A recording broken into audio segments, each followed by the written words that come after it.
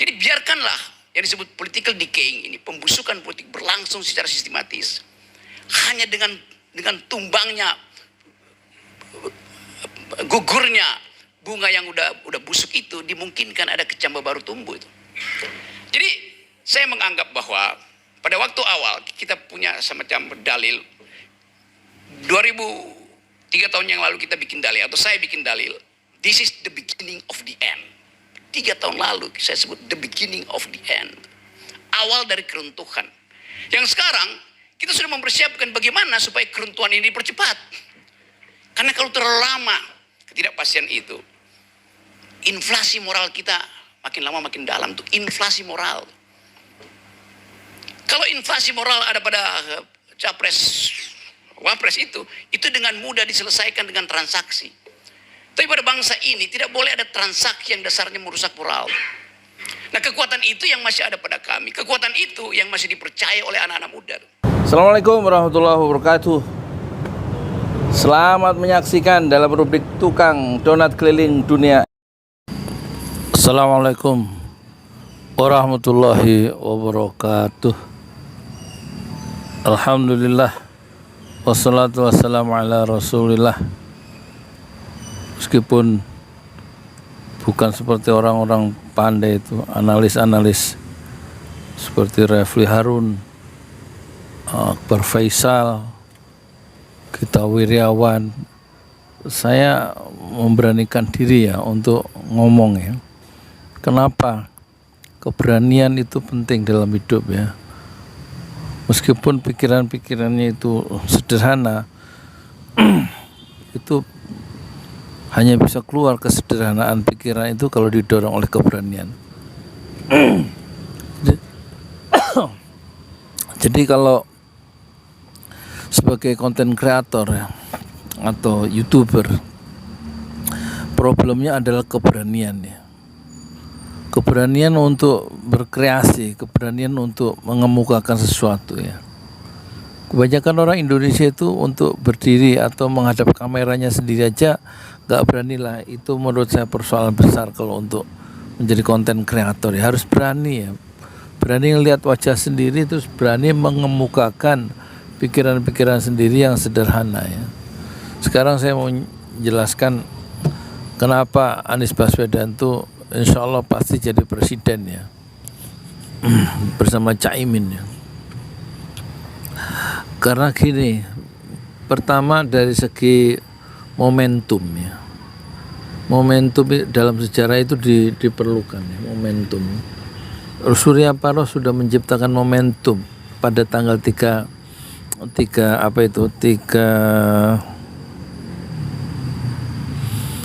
Oktober 2022 ya. Dengan mendeklarasikan Anies Baswedan menjadi calon presiden, didukung oleh Nasdem. Di saat yang lain, partai yang lain itu belum memunculkan calonnya coba. Nah, itu satu kemenangan. Biasanya orang yang berinisiatif itu orang yang memimpin biasanya. Terus kemudian ketika orang belum mendeklarasikan calon presiden dan wakilnya, kembali Nasdem atau kembali Surya Paloh itu menciptakan momentum, yaitu mendeklarasikan Anies Baswedan dan Caimin ya. Pada tanggal berapa itu? Pada tanggal hari Sabtu kalau nggak salah ya, tanggal 1 atau 2 September 2023 di Hotel Yamato Surabaya. Dan itu akan mematikan ya langkah-langkah lawan-lawan politik dari Anies Baswedan dan Caimin ya. Mereka kehilangan momentum ya, karena mungkin terlalu banyak berhitung dan mungkin karena ragu-ragu dalam melakukan terobosan. Sementara Surya Paloh itu memang dia memiliki insting politik yang tajam sekali ya.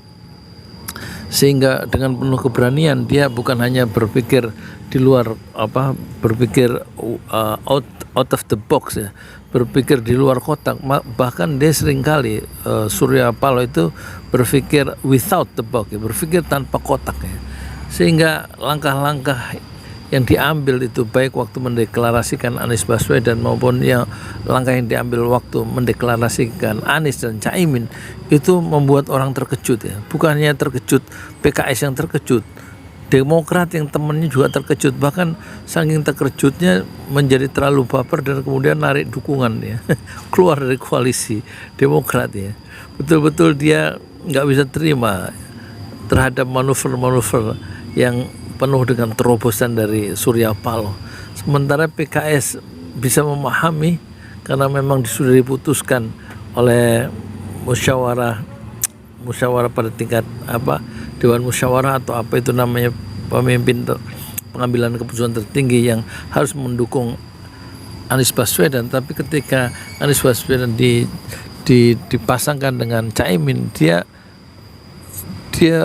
bisa menerima, tapi semacam marah juga terhadap gaya Surya Paloh yang tidak mengkomunikasikan terhadap temannya satu koalisi yaitu PKS. Tapi SBY yang karena mentang-mentang pernah jadi presiden 2 kali merasa dia paling sempurna dan merasa dia paling pernah berjasa dalam negeri ini, mungkin begitu ya, sehingga dia merasa dilecehkan oleh gaya kepemimpinan atau gaya manuver dan trik-trik yang dikemukakan oleh Surya Paloh, sehingga dia tidak bisa menahan diri, dan untuk itu dia melakukan satu, bukan hanya menarik diri, tapi dia juga melakukan tuduhan-tuduhan berupa pengkhianatan terhadap Anies Baswedan dan juga Surya Paloh.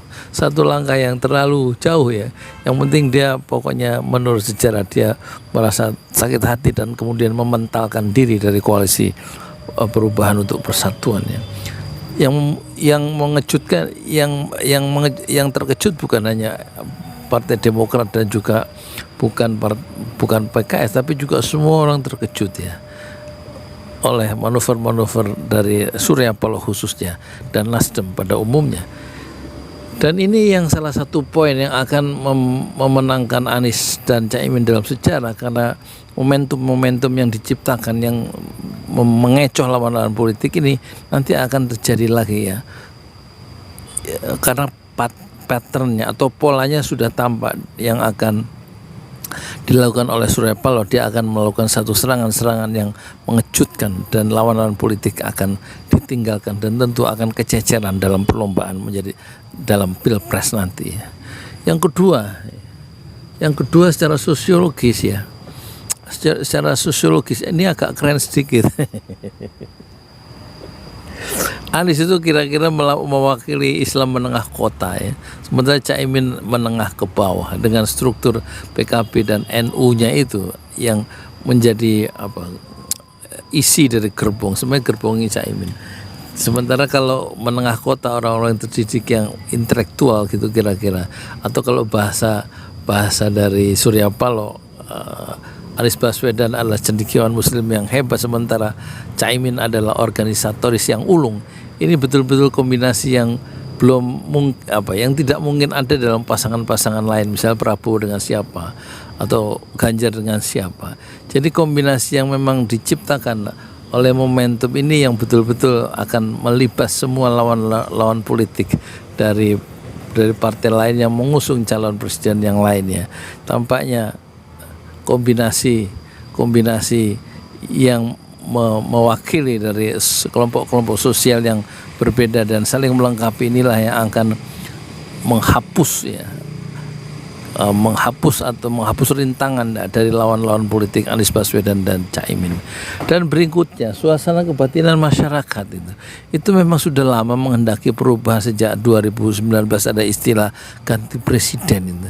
Jadi kegagalan presiden atau gaya kepemimpinan Pak Jokowi itu sudah lama ditolak oleh sebagian besar atau paling enggak oleh banyak orang-orang Indonesia. Tetapi entah bagaimana kekuatan dan segala macam cara dipakai untuk mempertahankan kekuasaan pada 2 periode, dan tampaknya periode kedua akan berakhir dan tidak mungkin ada periode ketiga. Dan karena periode ketiga ini adalah puncak kekesalan dari masyarakat, maka alternatif yang sudah disiapkan Allah itu, disiapkan Tuhan itu sudah tersedia di halaman mahkamah sejarah, dan tampaknya suasana kebatinan masyarakat itu akan menyambut yang akan menyambut peluang-peluang emas yang sudah diberikan atau yang sudah diciptakan oleh Tuhan di depan sejarah politik Indonesia modern. Dengan alasan 3 tadi, maka tampaknya laju Anies Baswedan dan Caimin menuju RI 1 tidak terbendung. Saya Yudi Pramuko, tukang donat dari Parung YouTuber, tertua di semesta Fasbir Sabran Jamila. Bersabarlah dengan kesabaran yang indah. Assalamualaikum warahmatullahi wabarakatuh.